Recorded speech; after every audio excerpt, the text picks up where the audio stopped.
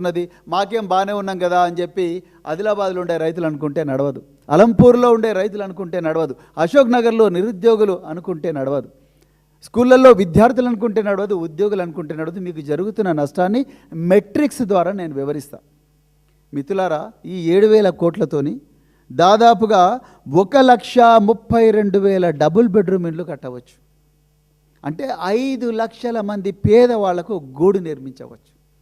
ఇదే 7,000 కోట్లతోని 9 లక్షల మంది రైతులకు, అంటే 7 లక్షల ఎకరాలలో వ్యవసాయం చేస్తున్న 9 లక్షల మంది రైతులకు రుణమాఫీ చేయవచ్చు. దాదాపు 2 లక్షలు ఒక రైతుకు ప్రకారం. అదేవిధంగా ఈ 7,000 కోట్లతోని ఒక్కొక్క తెలంగాణ పౌరుడికి 500 రూపాయలకు అన్ని టెస్టులు చేయించి వీళ్ళను 5 నుంచి 6 సంవత్సరాల పాటు మరణాల బారిన పడకుండా కాపాడవచ్చు.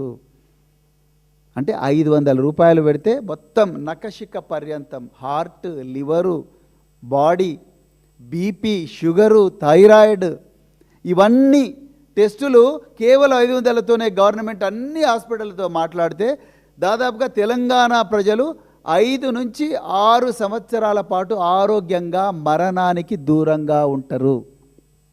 అది ఈరోజు జరగడం లేదు. అంటే మనం ఎంత నష్టపోతున్నాం.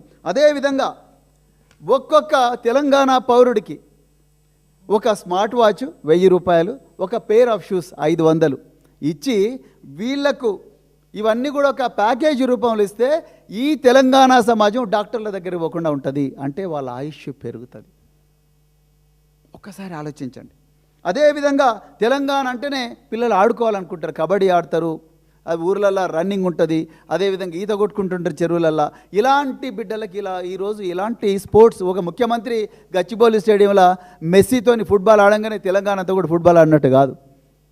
కానీ ఈ విధంగా తెలంగాణలో ఎలాంటి పెద్దగా స్పోర్ట్స్ సదుపాయాలు లేని ఈ రోజుల్లో ఇదే 7,000 కోట్ల రూపాయలతోని 1,400 నుంచి దాదాపుగా 3,500 స్పోర్ట్స్ అకాడమీస్ కట్టవచ్చు. అంటే మన రాష్ట్రం నుంచి ఒక మెస్సీని తయారు చేయవచ్చు, మన రాష్ట్రం నుంచి ఒక క్రిస్టియానో రొనాల్డోని తయారు చేయవచ్చు, నిఖత్ జరీన్ లాంటి బాక్సర్లను లక్షల మందిని తయారు చేయవచ్చు, సిరాజ్ అహ్మద్ లాంటి క్రికెటర్లను 1000 మందిని తయారు చేయవచ్చు, సంజు శాంసన్, సిరాజ్ అహ్మద్, బుమ్రా, జస్ప్రీత్ ఇలాంటి వాళ్ళని గొప్పగా, జెమిమా రోడ్రిక్స్ ఇలాంటి అమ్మాయిలను అబ్బాయిలను గొప్పగా తయారు చేయవచ్చు ఇదే 7,000 కోట్లతోని.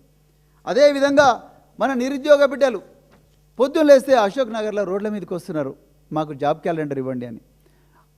దిల్సుఖ్ నగర్లో నిరుద్యోగ బిడ్డలు మా జాబ్ క్యాలెండర్ ఏమైంది అంటున్నారు.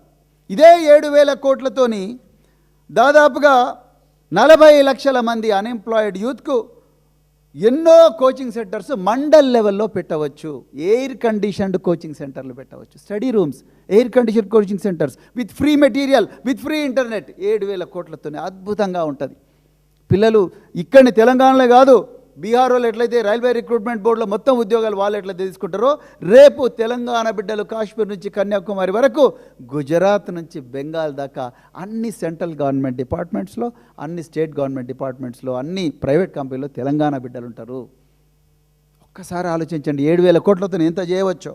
అదేవిధంగా 7,000 కోట్లతోని దాదాపుగా 1,40,000 లైబ్రరీలు కట్టవచ్చు తెలంగాణలో. నేను కేవలం 7,000 కోట్ల గురించి మాత్రమే మాట్లాడుతున్నా. అదేవిధంగా ఆర్టిఫిషియల్ ఇంటెలిజెన్స్ వస్తుంది కాబట్టి ఇంకా ఏమేమో చేయాలని చెప్పి రేవంత్ రెడ్డి పెద్ద ఎత్తున ప్రసంగాలు ఇస్తున్నాడు. మన హార్వర్డ్ యూనివర్సిటీ కూడా ఇక్కడ నుంచే వీడియోలో మాట్లాడిండు.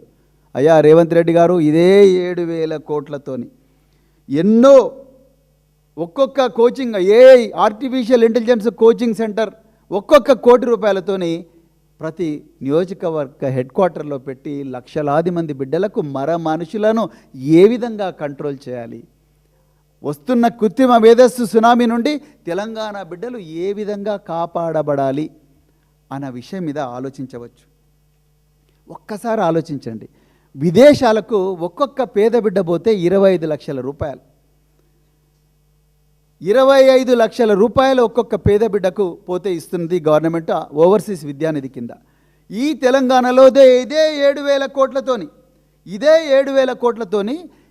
2,80,000 మంది బిడ్డలను విదేశాలకు పంపించవచ్చు తెలంగాణ బిడ్డలను.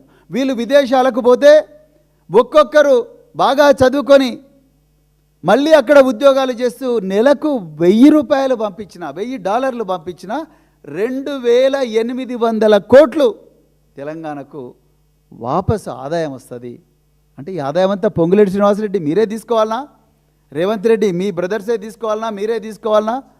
ఈ పేద ప్రజలు విదేశాలకు పోయి వాళ్ళు డబ్బులు సంపాదించి తెలంగాణకు పంపిస్తే వాళ్ళ కుటుంబాలు బాగుపడతాయి కదా. దీని గురించి ఎవరు ఆలోచించడం లేదు. మిత్రులారా, చివరిగా ఈ భూ దోపిడీ వల్ల, ఈ ధన దాహం వల్ల, ఈ విచ్చలవిడి అవినీతి వల్ల తెలంగాణ ప్రజల ఆయుష్ 1 సంవత్సరం 2 నెలలు తగ్గింది. ఇది వాస్తవం. కేసీఆర్ గారు ఉన్నప్పుడు పెరిగింది ఆయుష్. సైంటిఫిక్ ఎవిడెన్స్తో చెప్తున్నా నేను. కేసీఆర్ గారు ఉన్నప్పుడు ప్రతి తెలంగాణ వాసి లోపల ఎండార్ఫిన్, సెరటోనిన్, డోపమైన్ లాంటి హార్మోన్లు గొప్పగా వచ్చేవి. ఎందుకు? గొప్పగా విద్య, రైతు బంధు, రైతులందరూ ఆనందంగా ఉన్నారు. ఇంటింటికి నీళ్లు, మిషన్ భగీరథ, కాళేశ్వరం ద్వారా 1 కోటి ఎకరాలకు నీళ్లు, గురుకులాలు, అదేవిధంగా 3 ఎకరాల భూమి స్కీము, అదేవిధంగా అర్బన్ ఏరియాలో రకరకాల కార్యక్రమాలు, అదేవిధంగా టీ హబ్, 2,68,000 ప్రభుత్వ ఉద్యోగాలు, లక్షల కోట్ల విలువైన ప్రైవేటు కంపెనీలు వచ్చి లక్షలాది మందికి బిడ్డలకు, తెలంగాణ బిడ్డలకు ఉద్యోగాలు. అంటే ఎక్కడ 29 మెడికల్ కళాశాలలు, ఎంతో గొప్పగా కళ్యాణ లక్ష్మి స్కీము, అదేవిధంగా షాదీ ముబారక్, కేసీఆర్ కిట్టు, అదేవిధంగా వైకుంఠధామాలు. అంటే మనిషి పుట్టినప్పటి నుంచి చివరి వరకు నన్ను ప్రభుత్వమే చేసుకుంటుందన్నప్పుడు మనిషి లోపల టెన్షన్ ఎందుకుంటుంది? అందుకొరకే ఆనాడు కేసీఆర్ గారి పాలనలో డోపమైన్, సెరటోనిన్, ఎండార్ఫిన్ లాంటి గొప్ప గొప్ప హార్మోన్లు వచ్చి మనిషి ఆయుష్ సగటున తెలంగాణలో దాదాపు 2 నుంచి 3 సంవత్సరాలు పెరిగింది. అంటే వేరే రాష్ట్రాల్లో 70 సంవత్సరాలకే మనిషి చచ్చిపోతే తెలంగాణలో 73, 74 సంవత్సరాలకు చనిపోయే పరిస్థితి నుండి ఈరోజు ఈ పొంగులేటి శ్రీనివాసరెడ్డి, ఈ రేవంత్ రెడ్డిలు, ఈ భూ కబ్జాదారులు, ఈ కాంగ్రెస్ భూ కబ్జాదారులు నెరవేరని హామీలు, అలవిగాని హామీలు ఇచ్చి కేవలం లగచెర్ల నుంచి ఈరోజు పరిగిలో రాపోలు దాకా, వెలుగుమట్ల నుండి కొత్వాలగూడ దాకా ఎక్కడ పడితే అక్కడ భూములను కబ్జా చేయడం వల్ల తెలంగాణ ప్రజల రక్తంలో కార్టిజాల్ పెరిగింది.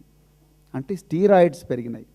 ఈ స్టీరాయిడ్స్, కార్టిజాల్స్ పెరగడం వల్ల లోపల నుంచి అందరికీ కిడ్నీ డిసీజులు వస్తున్నాయి, గుండెపోటు ఎక్కువైతున్నది, అధిక రక్తపోటు ఎక్కువైతున్నది, పెరాలిసిస్ వస్తూ ఉన్నది, రకరకాల రోగాలు వస్తున్నాయి. దానివల్ల వాళ్ళ ఆయుష్ కనీసం 1 సంవత్సరం 2 నెలలు తగ్గిపోతూ ఉన్నదని తెలుస్తూ ఉన్నది. అందుకొరకే తెలంగాణ ప్రజలు గమనించాలి. ఇది కేవలం 7,000 కోట్ల ఉదాహరణతోనే నేను చెప్తున్నా. మీరు హైదరాబాద్లో హిల్ట్ స్కాము 5 లక్షల కోట్లు, మూసీ సుందరీకరణ 3,200 ఎకరాలు, అంటే 1,50,000 కోట్లు, ఒక్కొక్క ఎకరం 50 కోట్లు వేసుకున్నా కూడా 1,50,000 కోట్ల భూములను, విలువైన భూములను తీసుకుంటే దానివల్ల ఎంత చేయొచ్చు? నేను 7,000 కోట్లకి ఎంత చేయొచ్చు అన్నప్పుడు తెలంగాణ అనేది ఒక స్విట్జర్లాండ్ లాగా తయారవుతుంది, సింగపూర్ లాగా తయారవుతుంది. కేసీఆర్ గారికి ఆ డ్రీమ్ ఉండే, చేయగలిగినంతే చేయగలిగారు కేసీఆర్ గారు. రేవంత్ రెడ్డి గారు వచ్చి అన్ని అబద్ధాలు చెప్పి మా ఈ హామీల మత్తుమందు తల్లి ఒక్కసారి భూ కబ్జాల భాగవతం తెరలేపే వరకు ఇలా తెలంగాణ మళ్ళొక్కసారి అంధకారంలో పోయింది.